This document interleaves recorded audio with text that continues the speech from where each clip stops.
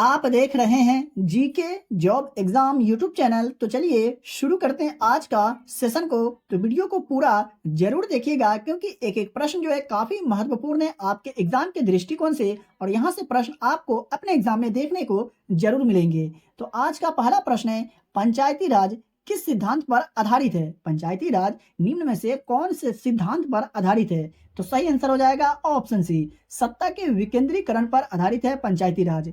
देखते हैं आज का दूसरा प्रश्न को।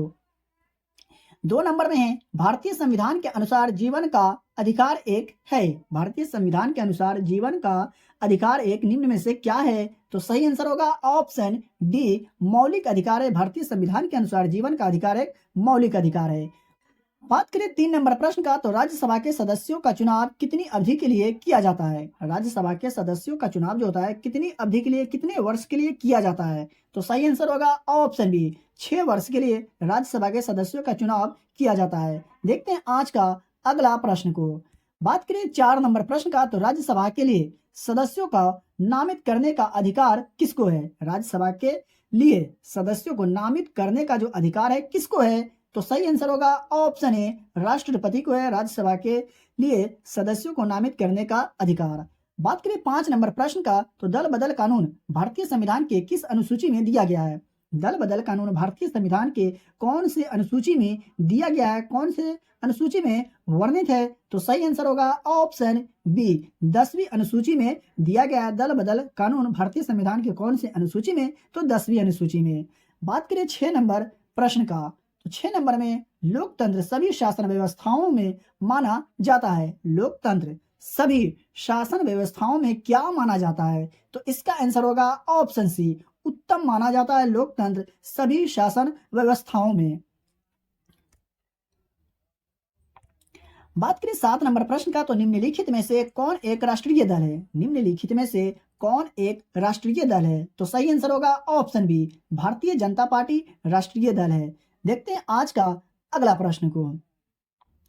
बात करें 8 नंबर प्रश्न का, तो भारतीय कम्युनिस्ट पार्टी की स्थापना किस वर्ष हुई थी? भारतीय कम्युनिस्ट पार्टी की स्थापना किस वर्ष हुई थी? तो सही आंसर होगा ऑप्शन ए, 1925 में भारतीय कम्युनिस्ट पार्टी की स्थापना हुई थी। बात करें 9 नंबर प्रश्न का, तो बांग्लादेश का उदय कब हुआ? बांग्लादेश का उदय कब हुआ? तो इसका सही आंसर होगा ऑप्शन सी, 1971 में बांग्लादेश का उदय हुआ। तो प्रिय विद्यार्थीगण, आप यहाँ तक आ गए और अभी तक वीडियो को लाइक नहीं किए तो फिर सोच क्या रहे हैं? वीडियो को लाइक कर दीजिए। चैनल पर पहली बार आए, या हमारा वीडियो आप तक पहली बार पहुंचा है तो चैनल को सब्सक्राइब करके बेल आइकन को प्रेस कर लीजिए, क्योंकि यहाँ आपको सिलेक्टेड प्रश्न, महत्वपूर्ण प्रश्न, गेस किया हुआ प्रश्न बताया जाता है, पढ़ाया जाता है। यहाँ से प्रश्न आपको अपने एग्जाम में देखने को जरूर मिलेंगे। तो आप हमसे जुड़ के रहें और अपने एग्जाम की तैयारी को और मजबूत करके अपने एग्जाम को क्रैक करें। और इस वीडियो को अपने दोस्तों और रिलेटिव में भी ज्यादा से ज्यादा शेयर जरूर करें ताकि उनको भी यहाँ से लाभ मिल सके। चलिए बढ़ते हैं अगले प्रश्न की ओर। बात करें 10 नंबर प्रश्न का, तो 52वें संविधान संशोधन किस वर्ष हुआ? 52वें संविधान संशोधन जो हुआ निम्न में से किस वर्ष हुआ था? तो इसका सही आंसर होगा ऑप्शन डी, 1985 में 52वें संविधान संशोधन हुआ था। बात करें 11 नंबर प्रश्न का, तो हनोई समझौता कब हुआ था? हनोई समझौता किस वर्ष हुआ था? तो इसका सही आंसर होगा ऑप्शन ए, 1946 में हनोई समझौता हुआ था। बढ़ते हैं अगले प्रश्न की ओर। बात करें 12 नंबर प्रश्न का, तो किसने कहा था जब फ्रांस छींकता है तो पूरे यूरोप को सर्दी जुकाम हो जाता है? यह किसने कहा था कि जब फ्रांस छींकता है तो पूरे यूरोप को सर्दी जुकाम हो जाता है? तो इसका सही आंसर होगा ऑप्शन सी, मेटरनिख ने कहा था कि जब फ्रांस छींकता है तो पूरे यूरोप को सर्दी जुकाम हो जाता है। तो यह आप याद रखिएगा। बढ़ते हैं अगले प्रश्न की तरफ। बात करें 13 नंबर प्रश्न का, तो जलियांवाला बाग हत्याकांड के विरोध में किसने कैसरे हिंद की उपाधि त्याग दी थी? जलियांवाला बाग हत्याकांड के विरोध में किसने कैसरे हिंद की उपाधि त्याग दी थी? तो इसका सही आंसर होगा ऑप्शन बी, महात्मा गांधी ने जलियांवाला बाग हत्याकांड के विरोध में कैसरे हिंद की उपाधि त्याग दिए थे। और कैसरे हिंद की उपाधि महात्मा गांधी को किसने प्रदान किए थे? तो ब्रिटिश सरकार ने। तो ये भी आप याद रखिएगा। जलियांवाला बाग हत्याकांड के जांच के विरोध में सरकार ने कौन से समिति का गठन किया? तो हंटर समिति का। तो ये भी आप याद रखिएगा। बढ़ते हैं अगले प्रश्न की ओर। और जलियांवाला बाग हत्याकांड किस वर्ष हुआ था? तो 13 अप्रैल 1919 को। ये भी आप याद रखिएगा। बात करें 14 नंबर प्रश्न का, तो आलू का अकाल किस देश में पड़ा था? आलू का जो अकाल पड़ा था किस देश में पड़ा था? तो सही आंसर होगा ऑप्शन डी, आयरलैंड में आलू का अकाल पड़ा था। देखते हैं आज का अगला प्रश्न को। बात करें 15 नंबर प्रश्न का, तो हड़प्पा सभ्यता का सर्वाधिक मान्यता प्राप्त काल कौन सा है? हड़प्पा सभ्यता का सर्वाधिक मान्यता प्राप्त काल जो है कौन सा है निम्न में से? तो इस प्रश्न का सही आंसर की अगर बात करें तो ऑप्शन ए सही उत्तर हो जाएगा। 2500 ईसा पूर्व से 1750 ईसा पूर्व तक हड़प्पा सभ्यता का सर्वाधिक मान्यता प्राप्त काल कहा जाता है। देखते हैं आज का नेक्स्ट प्रश्न को। बात करें 16 नंबर प्रश्न का, तो खजुराहो का मानतेगेश्वर मंदिर किस देवता को समर्पित है? खजुराहो का मानतेगेश्वर मंदिर जो है किस देवता को समर्पित है? तो इसका सही आंसर होगा ऑप्शन बी, भगवान शिव को समर्पित है। बात करें 17 नंबर प्रश्न का, तो प्लासी का युद्ध कब हुआ था? प्लासी का जो युद्ध हुआ था किस वर्ष हुआ था? तो सही आंसर की अगर बात करें तो ऑप्शन डी सही आंसर हो जाएगा। 1757 में प्लासी का युद्ध हुआ था और 1764 में बक्सर का युद्ध हुआ था। ये भी आपको याद होना चाहिए। देखते हैं आज का अगला प्रश्न को। बात करें 18 नंबर प्रश्न का, तो भारत में 1857 के विद्रोह के दौरान मुगल शासक कौन था? 1857 के विद्रोह के दौरान मुगल शासक कौन था? तो सही आंसर होगा ऑप्शन सी, बहादुर शाह भारत में 1857 के विद्रोह के दौरान मुगल शासक था। सेशन अगर अच्छा लग रहा हो तो वीडियो को लाइक जरूर करके चैनल को सब्सक्राइब जरूर कर ले। देखते हैं 19 नंबर प्रश्न का, तो समाचार पत्र इंडियन ओपिनियन के संस्थापक कौन थे? समाचार पत्र इंडियन ओपिनियन के संस्थापक जो थे निम्न में से कौन थे, उनका नाम क्या है? तो इसका सही आंसर होगा option B, Mahatma Gandhi Indian opinion समाचार पत्र के संस्थापक थे। बात करें 20 नंबर प्रश्न का, तो उदयपुर वन्य जीव अभयारण्य बिहार के किस जिला में है? उदयपुर वन्य जीव अभयारण्य बिहार के कौन से जिला में है? तो इस प्रश्न का सही आंसर होगा ऑप्शन डी, पश्चिम चंपारण जिला में उदयपुर वन्य जीव अभयारण्य। देखते हैं आज का अगला प्रश्न को। बात करें 21 नंबर प्रश्न का, तो भारत के किस बांध में गोविंद सागर झील नाम का जलाशय है? भारत के किस बांध में गोविंद सागर झील नाम का जलाशय है? तो सही आंसर होगा ऑप्शन सी, भाखड़ा नागल बांध में क्या है? गोविंद सागर झील नाम का जलाशय है। और चलिए मैं आपको बता देता हूं कि कौन से बांध कौन सी नदी पर स्थित है। हीराकुंड बांध महानदी पर स्थित है, ये आप याद रखिएगा। सरदार सरोवर बांध नर्मदा नदी पर स्थित है। भाखड़ा नागल बांध सतलज नदी पर और नागार्जुन सागर बांध कृष्णा नदी पर। तो ये आप जरूर याद रखिएगा, यहाँ से प्रश्न आपको अपने एग्जाम में देखने को जरूर मिलेंगे। बात करें 22 नंबर प्रश्न का, तो भारत का पहला राष्ट्रीय उद्यान कौन सा है? भारत का पहला राष्ट्रीय उद्यान नेशनल पार्क जो है कौन सा है? तो इस प्रश्न का सही आंसर होगा ऑप्शन ए, जिम कॉर्बेट राष्ट्रीय उद्यान जो है भारत का पहला राष्ट्रीय उद्यान है। और ये कौन से राज्य में है? तो उत्तराखंड में है। कौन कौन? जिम कॉर्बेट राष्ट्रीय उद्यान और राजाजी राष्ट्रीय उद्यान, ये आप याद रखिएगा।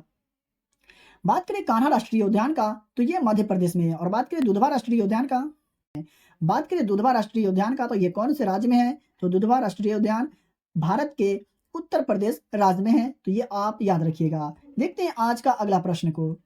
बात करें 23 नंबर प्रश्न का, तो वायुमंडल की किस परत में मौसमी घटनाएं होती है? वायुमंडल की किस परत में मौसमी घटनाएं घटती है या होती है? तो इसका सही आंसर होगा ऑप्शन सी, क्षोभ मंडल में मौसमी घटनाएं होती है। देखते हैं आज का अगला प्रश्न को। बात करें 24 नंबर प्रश्न का, तो भारत के किस राज्य में सौर ऊर्जा के विकास की सर्वाधिक संभावनाएं हैं? भारत के किस राज्य में सौर ऊर्जा के विकास की सर्वाधिक संभावनाएं हैं? तो इसका सही आंसर होगा ऑप्शन बी, राजस्थान राज्य में सौर ऊर्जा के विकास की सर्वाधिक संभावनाएं हैं। तो ये आप याद रखिएगा। देखते हैं आज का 25 नंबर प्रश्न को। तो भीम बांध वन्य जीव अभयारण्य बिहार के किस जिले में स्थित है? भीम बांध वन्य जीव अभयारण्य बिहार के किस जिले में स्थित है?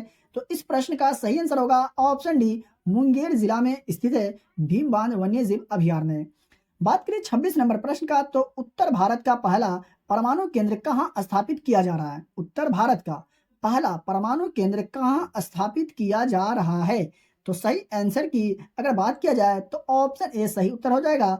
हरियाणा के गोरखपुर शहर में भारत का पहला परमाणु केंद्र यानी उत्तर भारत का पहला परमाणु केंद्र स्थापित किया जा रहा है हरियाणा के गोरखपुर शहर में। बढ़ते हैं अगले प्रश्न की तरफ। बात करें 27 नंबर प्रश्न का, तो हाल ही में चंद्रयान 3 को लॉन्च किसने किया है? इस प्रश्न का आंसर तो मैं आशा करता हूं कि आप सभी लोगों को जरूर याद होगा। तो इसका सही आंसर क्या होगा? ऑप्शन बी सही उत्तर हो जाएगा। इसरो ने हाल ही में चंद्रयान 3 की लॉन्चिंग की है, तो ये आप सभी लोगों को जरूर याद रहा होगा। बात करें 28 नंबर प्रश्न का, तो हाल ही में किस देश ने हॉकी पुरुष जूनियर एशिया कप 2023 का खिताब जीता है? हाल ही में किस देश ने हॉकी में पुरुष जूनियर एशिया कप 2023 का खिताब जीता है? तो इसका सही आंसर होगा ऑप्शन ए अपना प्यारा देश भारत। पुरुष हॉकी में पुरुष जूनियर एशिया कप 2023 में खिताब जीत लिया है। बात करें 29 नंबर प्रश्न का, तो हाल ही में विश्व कछुआ दिवस कब मनाया गया है? हाल ही में विश्व कछुआ दिवस किस तिथि को मनाया गया है? तो इसका सही आंसर होगा ऑप्शन सी 23 मई को कछुआ दिवस हाल ही में मनाया गया, यानी विश्व कछुआ दिवस। बढ़ते हैं अगले प्रश्न की तरफ। बात करें 30 नंबर प्रश्न का, तो अदानी समूह के द्वारा बिहार के किस जिला में सीमेंट उद्योग स्थापित किया जा रहा है? अदानी समूह के द्वारा यानी अडानी ग्रुप के द्वारा बिहार के कौन से जिला में सीमेंट उद्योग स्थापित किया जा रहा है? तो इसका सही आंसर होगा ऑप्शन बी नवादा जिला में अडानी समूह के द्वारा सीमेंट उद्योग स्थापित किया जा रहा है। बढ़ते हैं अगले प्रश्न की तरफ। बात करें 31 नंबर प्रश्न का, तो दांतों के डॉक्टर के किस दर्पण का उपयोग करते हैं? यानी दांतों के जो डॉक्टर होते हैं वो कौन सा दर्पण का यूज करते हैं? तो सही आंसर होगा ऑप्शन ए अवतल दर्पण का उपयोग करते हैं दांतों के जो डॉक्टर होते हैं। और उत्तल दर्पण का जो प्रयोग होता है ये गाड़ी के साइड मिरर के रूप में होता है, तो ये भी आप याद रखिएगा। और अवतल दर्पण का प्रयोग सैलून में भी किया जाता है, तो ये भी आप याद रखिएगा। बात करें 32 नंबर प्रश्न का, तो आंखों में इनमें से कौन सा रोग होता है? आंखों में इनमें से कौन सा रोग होता है? तो इसका सही आंसर होगा ऑप्शन डी ये सभी। जी हाँ, ग्लूकोमा, मंद दृष्टि, रतौंधी, ये आंखों में होने वाले बीमारी है, तो ये आप याद रखिएगा। बात करें 33 नंबर प्रश्न का, तो वायुमंडल के वार्षिक तापमान वृद्धि को क्या कहते हैं? वायुमंडल के वार्षिक तापमान वृद्धि को क्या कहते हैं? तो इस प्रश्न का सही आंसर होगा ऑप्शन सी ग्लोबल वार्मिंग कहते हैं वायुमंडल के वार्षिक तापमान वृद्धि को। बात करें 34 नंबर प्रश्न का, तो ग्रीन हाउस किस गैस से प्रभावित होता है? ग्रीन हाउस किस गैस से प्रभावित होता है? तो सही आंसर होगा option B carbon dioxide gas से प्रभावित होता है ग्रीन हाउस। बढ़ते हैं अगले प्रश्न की ओर। बात करें 35 नंबर प्रश्न का, तो क्लोरोप्लास्ट किस में पाया जाता है? क्लोरोप्लास्ट निम्न में से किस में पाया जाता है? तो इसका सही आंसर होगा ऑप्शन बी वनस्पति में क्लोरोप्लास्ट पाया जाता है। वहीं अगर बात करें 36 नंबर प्रश्न का, तो मछली में मुख्य रूप से कौन सा विटामिन पाया जाता है? जी हाँ, मछली में मुख्य रूप से कौन विटामिन पाया जाता है? तो इसका सही आंसर होगा ऑप्शन डी ये सभी। जी हाँ, vitamin A, vitamin B, vitamin C मछली में मुख्य रूप से पाया जाता है, तो ये आप याद रखिएगा। देखते हैं आज का अगला प्रश्न को। बात करें 37 नंबर प्रश्न का, तो डॉपलर प्रभाव संबंधित है। डॉपलर प्रभाव जो है निम्न में से किनसे संबंधित है? तो सही आंसर होगा ऑप्शन ए ध्वनि से संबंधित है डॉपलर प्रभाव। 38 नंबर प्रश्न का, तो खट्टे दूध या दही में कौन सा अम्ल पाया जाता है? खट्टे दूध या दही में कौन सा अम्ल पाया जाता है? तो सही आंसर होगा ऑप्शन सी लैक्टिक अम्ल खट्टे दूध या दही में पाया जाता है। बात करें ऑक्जेलिक अम्ल का, तो यह टमाटर में पाया जाता है। अम्ल का तो ये चींटी के डंक में होता है, तो ये आप याद रखिएगा। बात करें 39 नंबर प्रश्न का, तो किसान का मित्र निम्न में से किसे कहा जाता है? किसान का मित्र निम्न में से किसे कहा जाता है? तो इस प्रश्न का सही आंसर की अगर बात किया जाए तो ऑप्शन बी सही उत्तर हो जाएगा। केंचुआ को किसान का मित्र कहा जाता है, तो बिल्कुल भी आपको कंफ्यूज नहीं होना है। बात करें 40 नंबर प्रश्न का, तो सोडियम बाइकार्बोनेट एक डैश यौगिक है। सोडियम बाइकार्बोनेट एक अकार्बनिक यौगिक है या कार्बनिक यौगिक है? तो इसका सही आंसर होगा ऑप्शन ए कार्बनिक यौगिक है सोडियम बाइकार्बोनेट। बात करें आज का अगला प्रश्न का, तो 41 नंबर में धूप में बाल पकाना मुहावरे का अर्थ है। धूप में बाल पकाना मुहावरे का जो सही अर्थ होगा निम्न में से क्या होगा? तो सही आंसर होगा ऑप्शन डी वृद्धावस्था में भी अनुभवीहीन होना धूप में बाल पकाना मुहावरे का सही अर्थ होता है। बात करें 42 नंबर प्रश्न का, तो शव का पर्यायवाची शब्द इनमें से कौन है? शव का पर्यायवाची इनमें से कौन है? तो इसका भी सही आंसर होगा ऑप्शन डी ये सभी। जी हाँ, लोथ, पार्थिव शरीर और लाश शव का पर्यायवाची शब्द होते हैं। बात करें 43 नंबर प्रश्न का, तो सौभाग्य का विलोम शब्द क्या होता है? सौभाग्य का विलोम शब्द जो होता है क्या होता है? तो इस प्रश्न का सही आंसर होगा ऑप्शन बी दुर्भाग्य होता है सौभाग्य का विलोम शब्द। बात करें 44 नंबर प्रश्न का, तो उल्लंघन शब्द का संधि विच्छेद क्या है? उल्लंघन शब्द का संधि विच्छेद निम्न में से क्या है? तो सही आंसर होगा ऑप्शन सी उतः जोड़ लंघन। उल्लंघन शब्द का सही संधि विच्छेद होता है। बात करें 45 नंबर प्रश्न का, तो वायु शब्द है, जी हाँ, वायु शब्द जो है स्त्रीलिंग शब्द है या पुल्लिंग शब्द है? तो इसका सही आंसर की अगर बात किया जाए तो ऑप्शन ए सही उत्तर हो जाएगा, स्त्रीलिंग शब्द है वायु शब्द। तो प्रिय विद्यार्थीगण, आज के क्लास के वीडियो में से कितने प्रश्न का आंसर आप सही कर पाए, अपना स्कोर ईमानदारी पूर्वक कमेंट बॉक्स में जरूर बताइएगा। चैनल पर पहली बार आए तो चैनल को सब्सक्राइब करके बेल आइकन को प्रेस कर लीजिए, क्योंकि यहाँ आपको सिर्फ सिलेक्टेड प्रश्न, गेस किया हुआ प्रश्न बताया जाता है, पढ़ाया जाता है। यहाँ से प्रश्न आपको अपने एग्जाम में देखने को जरूर मिलेंगे। वीडियो को अभी तक लाइक नहीं किए तो वीडियो को लाइक कर दीजिए और इस वीडियो को अपने दोस्तों और रिलेटिव में भी ज्यादा से ज्यादा शेयर जरूर करें। तो चलिए मिलते हैं फिर से एक नए वीडियो में। इसका पीडीएफ लेना चाहते हैं तो वीडियो के डिस्क्रिप्शन में दिए गए टेलीग्राम चैनल लिंक को ज्वाइन करके डेली के वीडियो का फ्री में पीडीएफ प्राप्त करें।